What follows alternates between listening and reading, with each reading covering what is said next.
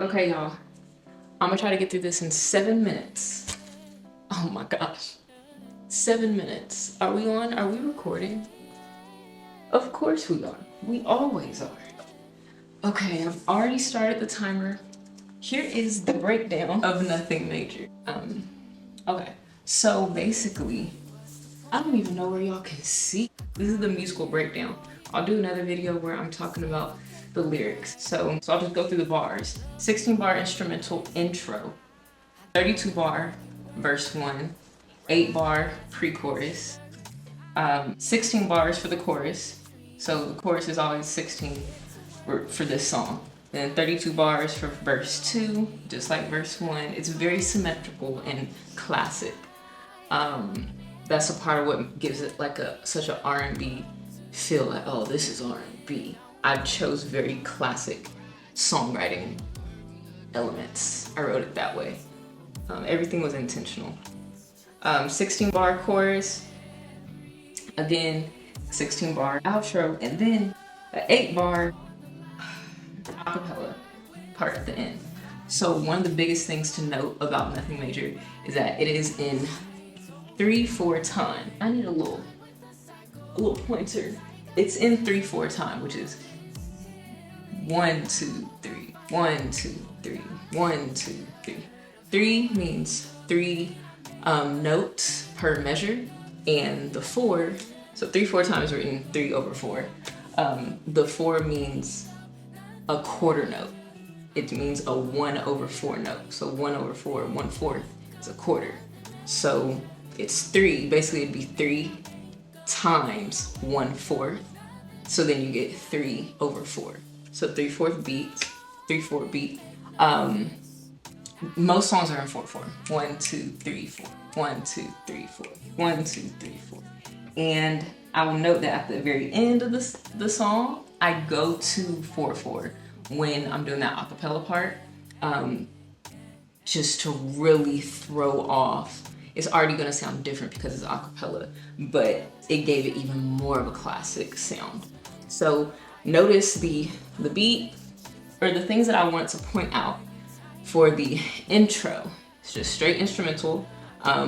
I have my voice in there a little bit.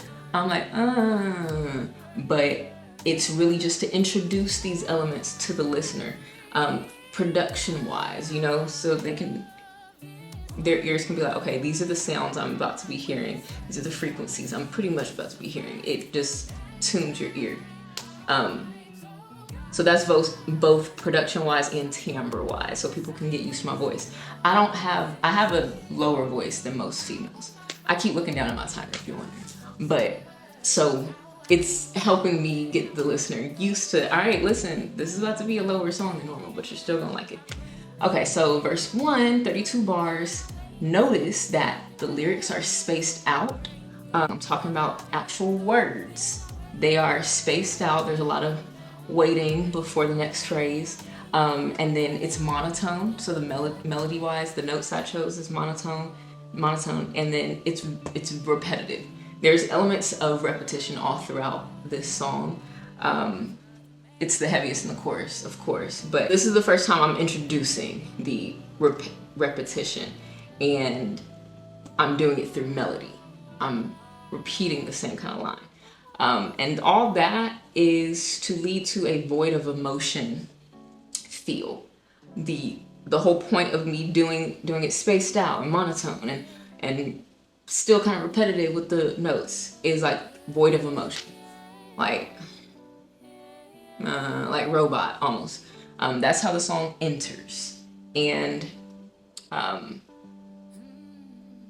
so yes, 8 bar pre-chorus. So drawn out notes. That's when I'm starting to every time. I'm doing vocal swells like what I just did. So that's with the dynamics, that's the loudness, and also with the vibrato. Vibrato is just versus so doing that to build. I'm starting to build. It adds more contrast by doing that. Juxtaposing different elements more closely together. starting out the note without vibratos, ending it with vibrato, starting it out quiet, ending it out with that swell, and all this. And there's other elements, but these are just the key things I want you guys to know. Change, all that indicates change. Think the triangle in mathematics. Hint of emotion, so there's starting to be a little tinge of emotion. It's still casual and it's simply stating facts. It's very kind of factual at this point. When the chorus comes in, I have minimal ad-libs, and if you notice, I did that because it's all throughout here. I have minimal ad-libs. I saw Whitney Houston gave a tip one time that like you shouldn't start out a song with just all these ad-libs, so I always take that into account. And that's when I introduce harmonies that have not been heard yet in the song, in the chorus, because I want the chorus to be big and sound fuller. That's always the goal with choruses. I don't know. But yeah, I say here I use repetition as a stylistic choice. A lot of times people use repetition, maybe, I'm not gonna speak on other people. I just know for me, I used it as an intentional, stylistic choice, right? Okay.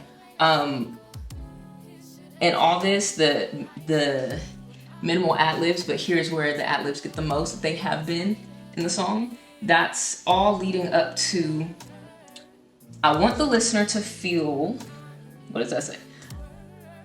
Oh, okay. I'm very aware there's a problem, actually.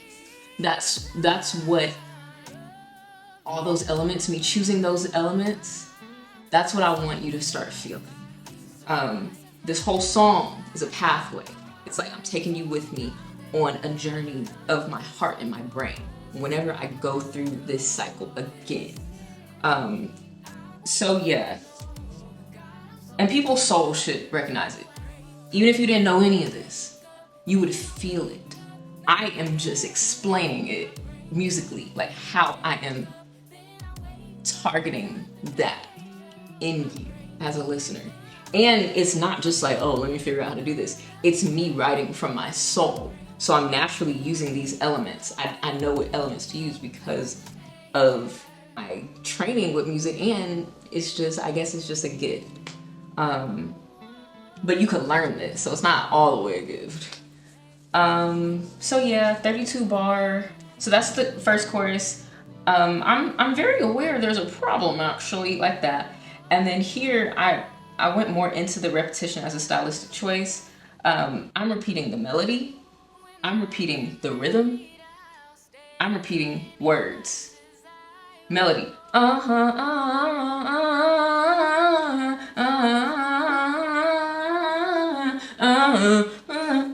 And that note right there is like, it's getting real. That's supposed to, it turns it minor, I think.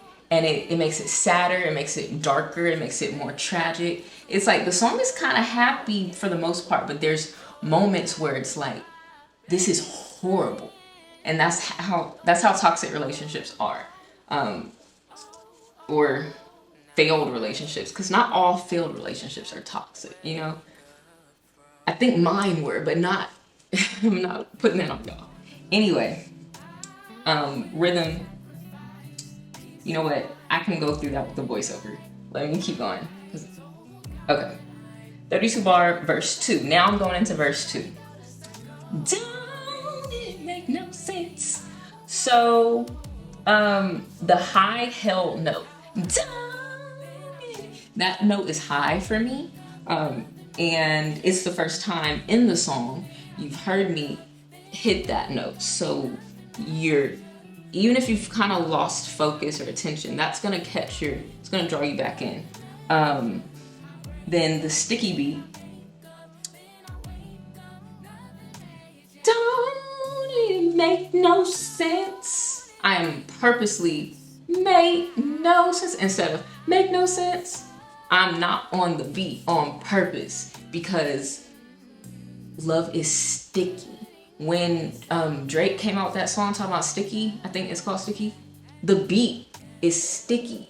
There's actual ways that you can change like where drums hit in the mixing phase, in the producing phase. You kind of put it after the beat is supposed to hit. And like a little tiny 100th of a decimal, you might not realize it, but you register it, and it changes the emotion that you have about that. So here, I'm like, don't make no sense. I'm just like, this is real crazy. It's making it more emotional, more soulful.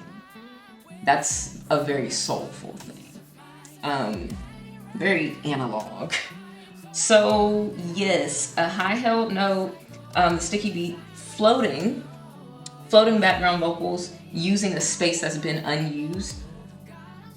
Love, love, love, love, love, love, love, love. They are specifically placed in different places. With a reverb, a type of reverb that has not been used. Reverb, I'll define it in the video, or I'll write it. But all that changes where you hear it, where your mind registers it is.